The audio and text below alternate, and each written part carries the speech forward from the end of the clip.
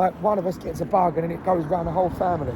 We've passed it backwards and forth for like the last 3 months. It's been ridiculous. Yeah, exactly the same. It's like passing a baton every time. I think we come down here, it's out the wind. I don't know if there's any benches down here, but if not, we'll just stand on the wall. Put it on the wall and stand against it. Yeah. Test 1 2 with the wind. Just see how it sounds. Just see if it's like, because even that way there, yeah. Just see how it goes. I'll just play it back in a second and see how it is. Even if we keep it that way, see if it sounds that way. Check. See how it sounds. I think that'd work. That'd do it. You alright with that? Trying to find a place out of the wind. You lot should know this guy. This is Michael Leavy Jr. He's how long have I known you now? After COVID, I think. It feels like longer though, doesn't it? In the nicest way. Yeah, I've known of you since I've been on the island 4 years now. I've been on here 4 years. Time round. Yeah, I wonder. But I've actually met you in person. Most probably was only the last couple of years. Right about the tapas place. Yeah, the before, yeah. We Shelley did a show at Tapas, and we always have 2 acts, and you were the second act, and you brought the house down. It's a good show. You brought the house down, didn't you? You really did. Yeah, it was all right. One of the things that we do on this channel is the reason why I want to have a chat with Michael. We were talking the other week, weren't we? Yeah. And I was explaining to you, one of the vlogs that I did was one called Behind the Smiles, and Behind the Smiles comes down to the story of Robin Williams, Gary Speed, and also a position in my life which you actually don't know about. Actually, I've not told you this, but we'll maybe cover that bit later on. What's going on in the UK that gave me to an exasperation point where I went, do you know what it is? I finally understand how people consider suicide. Now, not that I'm suicidal, I've said that straight away, it's not that, but I go, because I could never understand that.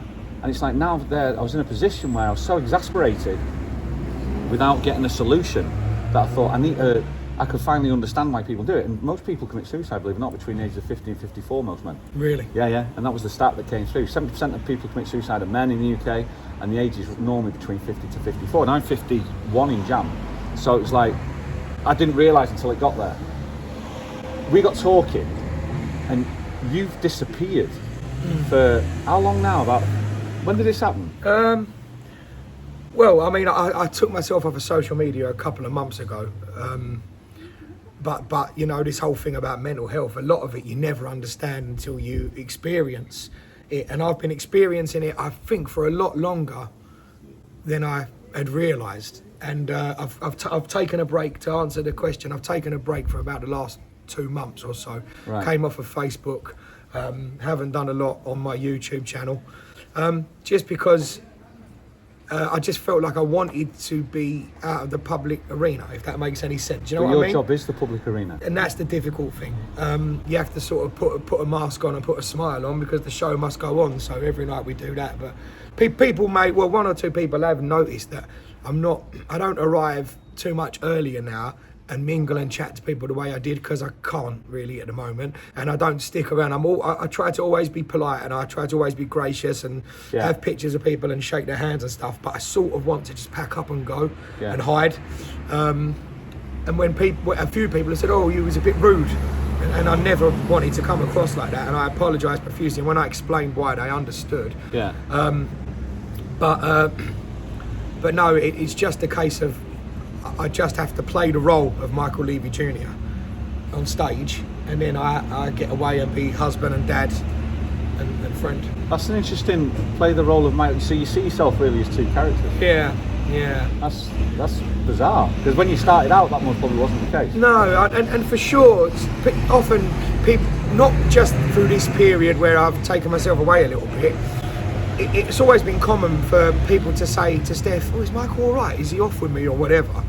And she says, no, that's just what he's like off stage. Like, not rude but just much more introverted and quiet. Like, I'm actually quite shy. I'm actually a little awkward at times, you know. But if you were to only see the on-stage persona where I'm joking, you know, dealing with hecklers, ribbing someone in the crowd, dancing, singing, making jokes, you know, it's an entirely different facet of my personality that's just for stage. And you know this, I've told you this off camera in the past.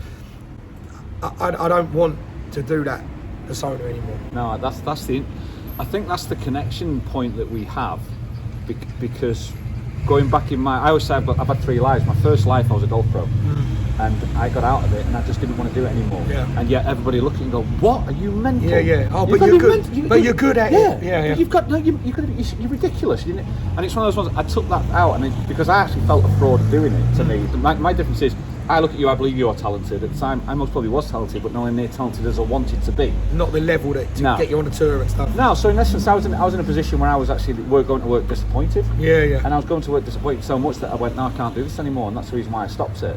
So when you said that the other week, because you actually literally said you don't want to go on stage anymore. No, and I felt like it since before the pandemic. And then people had said to me, if it was ever taken away from you and you couldn't work, your opinion on that would change. And actually, although it was a hard slog through the lockdown and the pandemic, like financially and knowing what you're going to do, I actually loved not being at work. Yeah. I loved it. And I preferred really doing the online shows that some of us did, Shelley did. So interacting with people that want to be there, as opposed to walking into a room full of strangers and people like, who are you? What'd you do? Prove yourself. Go on and sing. You know what I mean? And I get that a lot. And I suppose the difference is when you go online, you do it online, people are choosing to tune into you because they know who you are. Well, do you know the difference between being on the circuit or whatever and just turning up during people's holidays, and when I was back for the UK tour, I was fortunate enough to do a tour of the UK that a lot of people came to over 6 or 7 different areas. Every show was a banger, and I loved it because the people had bought tickets to be there. They were coming to have a little nostalgia about their holiday and see me, and they were into that sort of music. And it wasn't like, I was going there, first song, they were straight up, and all night was a party. And after the first leg of the tour, I had 4 days off, and I said to Steph by about the Wednesday, I said, well, I'm really missing singing. I'm looking forward to Friday. Yeah. And she said, I haven't heard you say that for about 5 years. That's incredible. Can I ask how old you are? I'm 42 now. You're 42, I'm 50, 51 in Jan. You've got 4 kids? Yes. 4 kids. Eldest is? 14. Youngest is? Youngest is 7 now. So you're in it. You're in the middle of it. Well, mine are 22 and 18, they know that. Yeah. And they're, even though I'm still involved, you're actually in it. This is a big part. I think this is a big part of the mental struggle that I've had. And I think somewhere along the line, I think the uncertainty of the pandemic and the lockdown, and when and if bars would open, if we'd get tourism back, how I would feed the family. My wife constantly wants to get a job and work. Financially, we're in a fortunate position where I'm quite popular here. I do a lot of shows. You work every hour. You work so much. I charge quite well. So actually, compared to a job that I would have done previously in the UK, I earn quite well. Yeah. But there's still I have the sole financial responsibility of looking after a family of 6 and keeping them 4 children alive. And I think something triggered in my mind during the lockdown, just the uncertainty of what was going on. The rug was pulled out from under us. I think that maybe sparked a real pressure on me, and my children are not a burden. I don't mean that. No. Like that. Your kids are great. They're great. Yeah, they're so well behaved. I just mean, I think it dawned on me, like, I in the job we do, yourself and Jeff, we don't get holiday pay, we don't get sick pay. We were talking about trying to save up a little bit and have a holiday, but it's not just the price of a holiday for a family of 6. It's then when you're on holiday, you're not earning. Right. Yeah, exactly. So it's a double hit. It's a double hit. It's a lot of that. Another thing for me, like you said, a friend of mine, Lee, is around your age, and he said at this phase of his life, sort of early 40s to mid 40s, he went through a very similar thing. And it's just because it's all on top of you, and the older ones are changing and getting older. The younger ones are still like, Ronnie's like a baby and oblivious to everything. Yeah.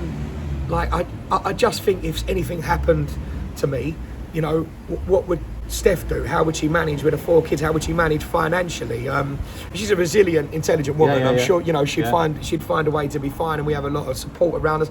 But it's what you're trying to explain. What I think it's trying to explain is it's the pressures that you're feeling that they're not there, but you're feeling them. The trouble is, Steph said, the trouble with me is it's what if. I'm in a phase of my life, but what if this and what if that? Shelly says that about the scooter. What if you could have a crash on the bike? Yeah. You could have a crash in a car or cross the road or whatever. Yeah, but I think for yourself is the reason why I wanted to chat to you, because the age thing's quite important. I think because there's a lot of people that watch the channel and they're either in it, going through it at the moment, feel exactly the same thing and think they're also alone on it. And I don't think you're alone in that way. I felt that myself. I mean, what you don't know about my past was my youngest was 14 at the time, and I was in a horrific situation with my ex. And the best solution I could get was to come away, and that's the reason why I came over here. But but you still, you think you're the only person living this, and you're on your own with it. And it's when you look at the comments that I see on here. The comments on this channel, by the way, it's not one sentence. The comments are like this. It's like essays of people, and thank you so much. But it just shows that you're not alone in that thing. Because that's the worst thing as a bloke.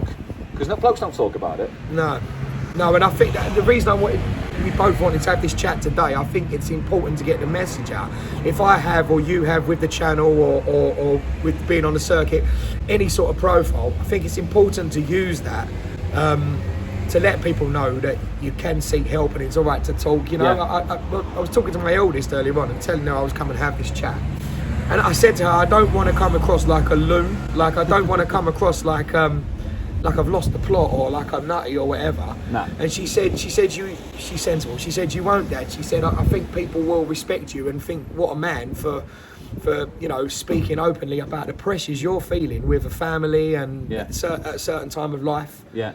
And it's important to get that across, I think. One of the things I said was, I did it on the other vlog. It was Behind the Smiles vlog. I said, I'm about as qualified to talk about this as I am as ballet dancing. I said, because I got no qualification, not at all. But all I know is what we've been through. You've had work experience. Yeah, I never thought of it that way. But it's also like what you're going through. I've known you now for a couple of years, and I've known in the last few months that there's something off. You did a carpool karaoke with me, and it was brilliant. We had a great time in the car, and you were loving it. We having a laugh. And then I've also seen you the last 3, 4, 5 months, and it's not been the same Michael that I've seen or that I've known.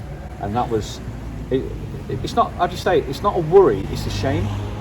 And it's a shame because you've got your health, you've got your family, you've got your kids, forget work, because you've got this amazing talent, but forget the talent, because everyone hangs on to the talent. Yeah. But you've got this thing at home, life, you've got a fantastic wife. And it's just that sort of stuff. To me, it's like, it's interesting is the wrong word, because it's almost like prying. It's just like, how on earth it's normal for you to feel this way, because this is down to the mental health side that you talk about, that you struggle with. But then, first of all, sorry if I've come across rude in any our interactions or whatever. Never. But, that's just not yourself. It's not rude. It's just not yourself. That's the thing about mental health, isn't it? People couldn't understand when Stan Collymore, the footballer, went through it. He was going out for Liverpool, scoring a hat trick on $100,000 a week or whatever, millionaire, going out with Erika Johnson, and and people couldn't understand why he felt that way. And so it's not about what I have. I'm thrilled with the talent I'm blessed with, and the brain and intelligence I'm blessed with. I'm thrilled with my wife and children. I couldn't want more. That's just it. You said about you've got your health, and that's the particular type of anxiety I'm struggling with. I'm struggling with because I've since taken advice and had help. I've been having counselling sessions, online through BetterHelp. Maybe we could stick a link on for people in the description for BetterHelp. You recommend BetterHelp? I really would. It's an online thing. They do a discount for your first month to see if you like it. You get assigned a healthcare sort of specialist, a mental health specialist, where you can speak to them. I speak to a guy that's over in America, Mike, and he's amazing. If you're not happy with the counsellor you get, I've heard of that. They will switch it over until they find the right one for you. No questions asked, no resentment. Can I just ask you, what made you feel the need to go to do that? At that point to go, right, I need to go. Was it suggested, or was it you? It was. I'd never really believed in needing to speak to someone or a counsellor or anything, to be honest. And I'm quite a macho fella, and I was just could deal with it. I just was making Steph so sad. And as I was saying, it was rubbing off on the kids as well. I was my youngest daughter was telling me she's having panic attacks and describing the things that I have, and I don't. That's learnt behaviour. I don't want her having that. And what I was going to say is the particular type of anxiety I'm suffering is illness anxiety, and it comes back to this phase of life and the responsibilities. I'm so terrified I'm going to get ill and die and leave the kids. It seems irrational. Well, all anxieties normally are. Yeah. That's what you say. I mean, at the moment, I've been to see. I've told you this when I saw you Friday at Dillard's. I went to see the doctor just to get a repeat prescription, and she said, "I want you to go and have a blood test." And I said, "Oh God, what for?" And she said, "No, nothing. You haven't had one for a year or so. Yeah. We like to send you for vitals, like glucose and protein and just the general thing." And I get it's going to be 10 days. I've got to go and get it on the 8th on Steph's, and I'm terrified. Like, what if they tell me you've got cancer, or what if they tell me something terrible? And Steph keeps saying, but they're not checking for that. This is just. But then what if they tell me I've got diabetes and then I go blind or I lose a limb? And she's saying you're well far down the road with this. Yeah. But I mean, this is going to sound mental, so I'm hoping people take this, listen to me with a little bit of without judgment. I went for a phase where every day was a different problem. I was waking up in the morning checking my eyes if they were all right. I was then feeling, did I have a pain in my chest? Going to the toilet and passing and checking, I hope there's no blood. And it's like... It was controlling you. Ridiculous. And I get days now where I'm absolutely fine. And I get days like today, I've woken up a little jumpy. And I don't know why. Yeah. I've talked about that. You're not the only one. I get that. Yeah. I get the feeling of something foreboding's going to happen. Yeah. That's how you feel. It is. You get a feeling in your stomach of doom, impending doom. Like something's wrong. Everything's going fantastic, but something's bound to go wrong. And what it is, I'm just waiting for it to happen. But I feel like that with my health, and I think putting the pieces together. I have several really good female friends. That I've been friends with for years. I won't name any names, but they've gone from bad relationship to fellas that treat them terribly. And the thing they've got in common is they all lost their father when they were like young, like early teens or younger. And I see, because of growing up without a father figure, how it's affected them and their judgment of men. I mean, I take my daughters out on daddy-daughter dates. Not as frequently as I should, but we'll go out and I'll pull out chairs and I'll be a gentleman to show them how they should be treated. Yeah. So, proper Manchester word, that. To show them how a lady should be treated and how a gentleman should behave. I tried to do that, admittedly not as much as I should do, but I tried to do that. And yet I have these female friends that have just make bad decisions and go for the wrong guy and don't understand, basic decency in a fella, and and I think some of that is because they lost their father. So it makes me think, goodness, I have 3 girls.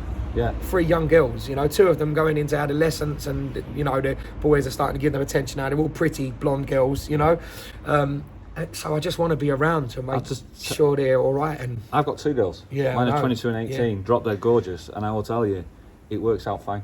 It just works out fine, mate. I know what you got, because I had to go through it. I had a house full of women, and it just... When you asked that genie to be surrounded by women, that wasn't what you meant, was it? Absolutely not, no.